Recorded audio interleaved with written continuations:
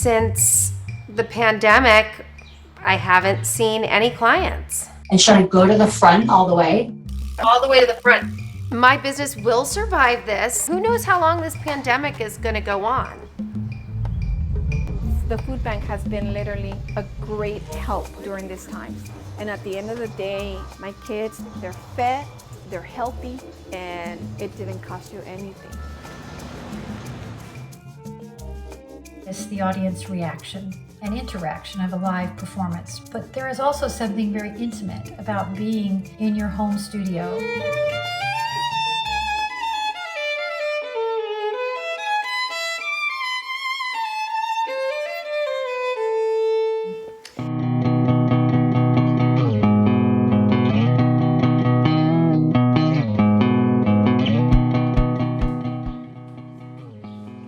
So I'm Maggie Sprague. My salon is Salon Bond, and I've been in business since 2006. Before the pandemic, I had a booming business. I work in my home, and I started work at 6:30 in the morning and worked until about 2:30 when I would pick my kids up from school. I have a really, really nice base of ladies that come in here. I don't know that it'll be the same again ever, because when they come in, normally I have a few people in at once, and there is sort of this groove in the room, and the conversations start, and you sort of feel like you're with your girlfriends having cocktails, only there's no cocktails involved. And I miss the salon terribly. I miss my clients. I love the people that I work with. You have to read it, sweetie. I'm reading it in my mind. No, you gotta read it out loud. No, I don't have to. Since the pandemic, I haven't seen any clients. I spend most of my days cooking and cleaning and folding laundry and cleaning again and making beds and cleaning again and yelling at my children, which I've been doing a lot of. I have 3 little kids. I'm trying to school them, which is not easy. I think I've about given up on schooling the 3-year-old. I feel like my life has been completely taken over by my children, and they're too young to appreciate it. So I feel completely underappreciated, like I am just the hired help here to serve. And, you know, some days that's okay, and some days it's not. So the last morning that I saw clients, I thought, you know, I'm gonna have to come up with some idea for my clients to be able to touch their hair up. People are still working, they're still doing Zoom, you're still being seen, and no woman wants to look in a video camera or a computer at herself and see roots and feel horrible. Yeah, and hi, Maggie. Hi. Is your hair nice and wet? It's wet. Okay. So maybe you could hold your kit up so I can show you what you're gonna mix. You have gloves, you have a brush, and you have 2 containers.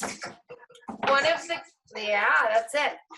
So I came up with this idea to do custom color kits at a reduced cost and simple instructions where I could FaceTime my clients or Zoom with them at home and walk them through it. So it was a lot less scary than if you were to go buy a box from the grocery store, not knowing what you're putting on your head, and then guessing how you put it on. So when I video chat with my clients, the first thing I do is tell them how to mix the color, right? Because there's 2 separate things. There's the color and the developer. Okay, so I've got developer Yeah. and then color, and you wrote the directions. Once you get that stirred, you can start at the back of your head. So you want to start sort of at the nape of your neck, painting your hairline completely. I don't prefer it. I prefer to have contact with people and the normal line of communication. But, you know, it's not terrible. At least I get to see people. Their personalities still come through on Zoom. And, you know, Every day I have at least a few FaceTimes or Zoom calls with different clients, and they're so funny. It's my adult interaction for the day. Where are all your people? Where are all your little muffins? The boys are outside, and Gigi is in her room, and my husband's been on work calls all day. Sometimes I think About he the same. adds extra work calls so he doesn't have to come upstairs. Absolutely, he does. Absolutely. Don't think it, know it. He does. He's like playing Candy Crush, looking at Facebook, and then you come in, he's like, oh, Maggie, I'm very busy. My business will survive this. One of the reasons is that I don't have rent to pay because I manage my salon out of my home. I do have a mortgage, and my income is relevant. We are a dual income family, but we'll survive this. The kits, because I have such a large client base to begin with, I have more of an audience of people to sell my kits to. And should I go to the front all the way? Uh-huh. Should I do the Oh yeah, front? all the way to the front. And that's the part that's really important. So make sure you really get it on. My kids don't even recognize me. They have no idea who I am. They're like, who are you, lady with black hair at the roots? I'm like, it's your mom. Maybe there is a future in this. And who knows how long this pandemic is going to go on. There's no vaccine. And even when there's an outbreak of the pandemic, older people are not going to want to come in and take their health at risk to get their hair colored, but yet they still want to look good. I am eager to get back to my normal way of working. However, I see this as a new way of doing things. I would love to be able to provide kits for people after the pandemic, and not just my clients. I would be happy to provide them for anybody. It may turn into another type of business for me, something that I do on the side that helps people when they can't get into the salon. So, Jean, I mean, this was like amazing. I'm so psyched that you were so happy with your hair, and I hope we're able to get back in the salon again soon. But for now, this will do the trick. Oh my God, yeah. Maggie, you for real are a super lifesaver. And this did make me so happy because I'm not even joking. It's awful if you're locked up and your hair looks awful. And you made it super easy and it was super fun. And then everyone was like, oh, Jean, your hair looks really good. I'm like, Come, Maggie. It's Maggie the Miracle Muffin. But I love it. And that's one thing I've realized through this, and I knew it before, but it's very apparent now. Women care about what they look like, no matter if they're 15 or 90. Everybody cares about their appearance. Everybody wants to look good. No one wants to look bad.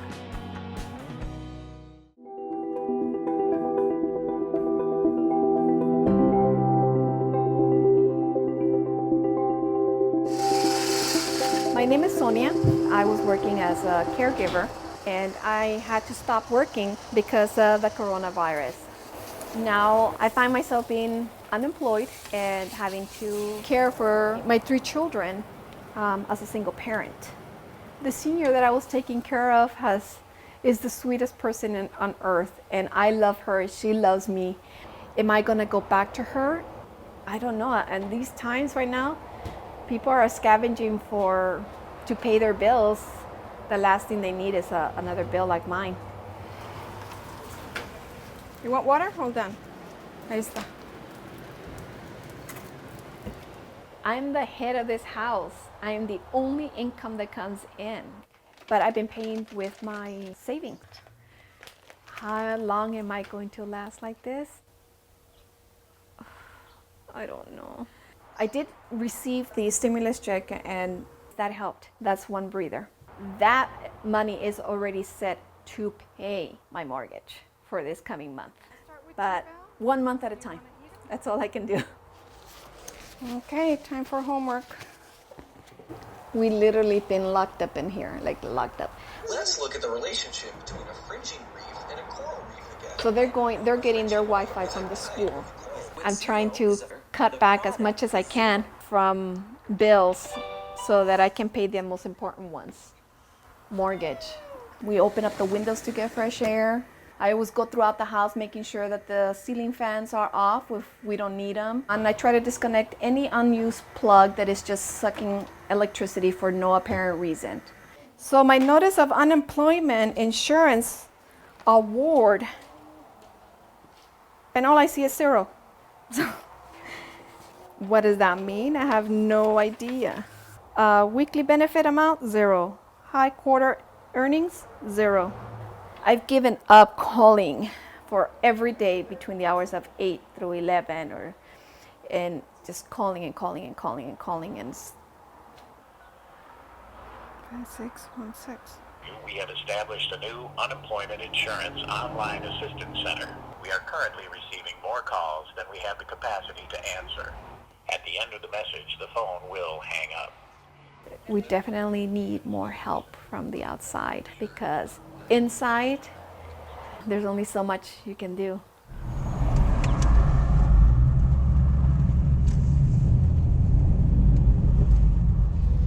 The food bank has been literally a great help during these times. And at the end of the day, my kids, they're fed, they're healthy, and it didn't cost you anything.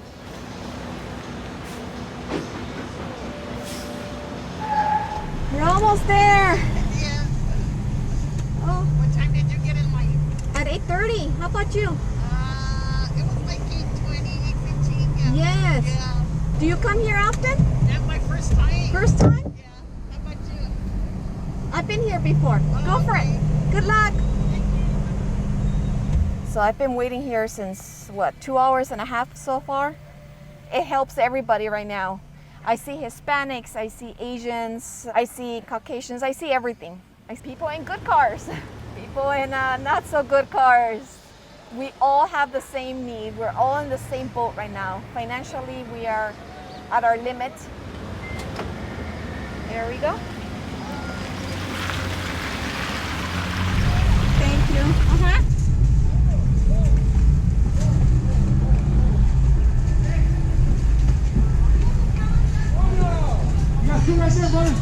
It looks like this time we're gonna get meat patties, lemons, salties, beans. Hi, any donations today?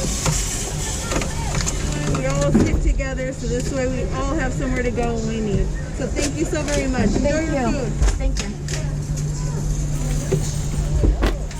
Is this a blessing? Yes, it is. Praise the Lord. I don't know if you remember my mom. She used to come here all the time. Really? Yes, the white hair. I got a lot of white haired ladies. I know.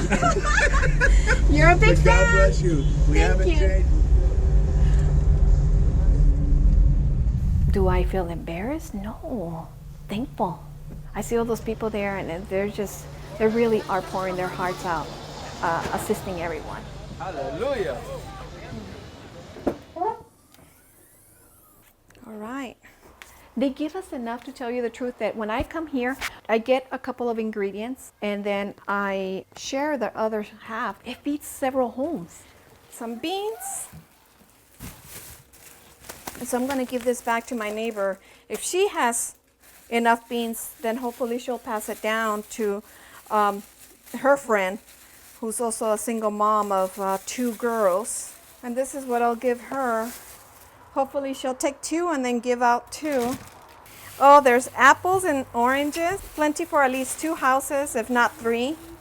Some chocolate. Asparagus and baby tomatoes.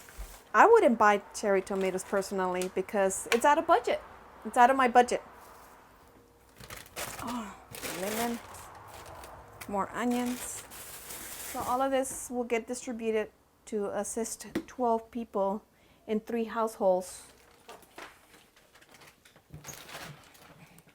Aquí están, mire. Ahí vienen más, ¿ok? Yeah. So ahí están. Hoy sí dieron bastante. No, está bien. The only person that goes out is me, and as soon as I come back in, the first thing I do is wash my hands. Health It literally is priority. I would not push for the economy to open. No. Why would you expose yourself or somebody you love unless there's some sort of treatment that guarantees that my life will not be at stake? No, I don't want to push it. Bills can always get paid later on, but you can't replace your health. Am I struggling? Yes, but I'm not dying. That's the worst. I mean, I'd rather lose the house. I'd rather stand in line and food bank and everything else, but I'll still be alive with all my kids. Out there is just a lot of heartbreaks, and it makes me value what I have here at the house even more.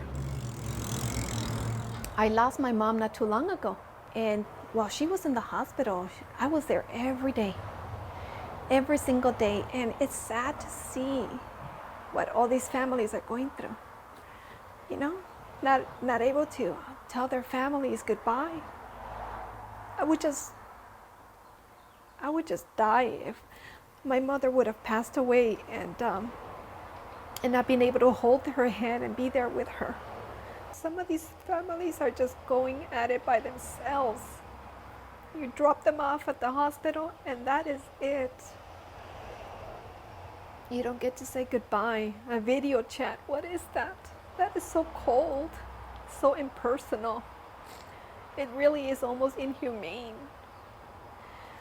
But that's where they're living. And you don't want to be part of that as long as anybody around you doesn't have any contact with this disease at this point. I mean, with this virus at this point, it's a blessing. It is. You don't want to know anybody that goes through this because it is painful.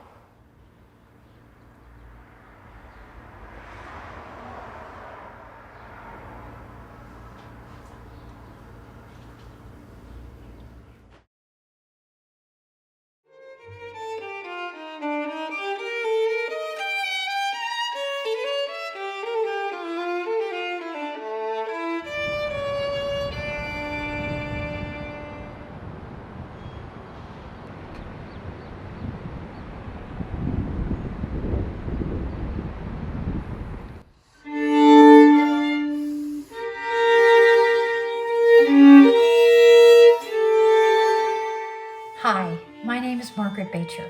I'm concertmaster of the Los Angeles Chamber Orchestra. I've been home due to the COVID-19 virus. Normally, I am in downtown Los Angeles almost all week and most weekends, rehearsing for concerts, playing concerts, and teaching.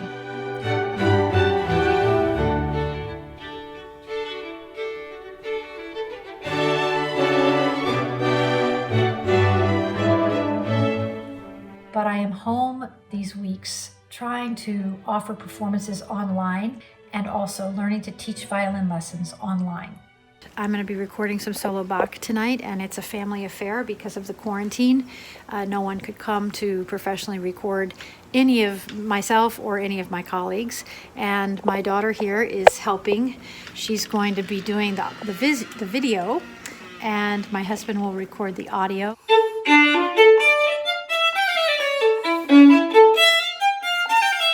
This week, I'm working to record a program for In Focus, which is our chamber music series. Our LACO audiences, who reached out to me in many different ways, are all very sad to not be going to our concerts. And so, like many other artistic organizations, we're trying to keep in touch with them and offer them some relief from the fear and the boredom and the unknown.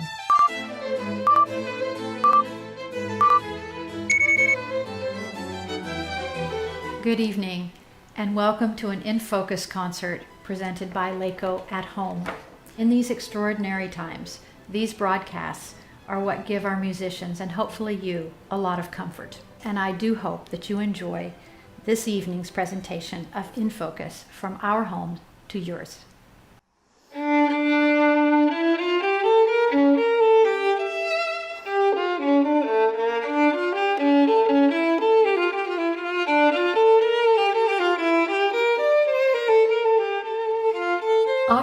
performances online has its own set of challenges. It's different than performing live. I do miss the audience reaction and interaction of a live performance, but there is also something very intimate about being in your home studio and making music for strangers. It could be 100, it could be 1,000.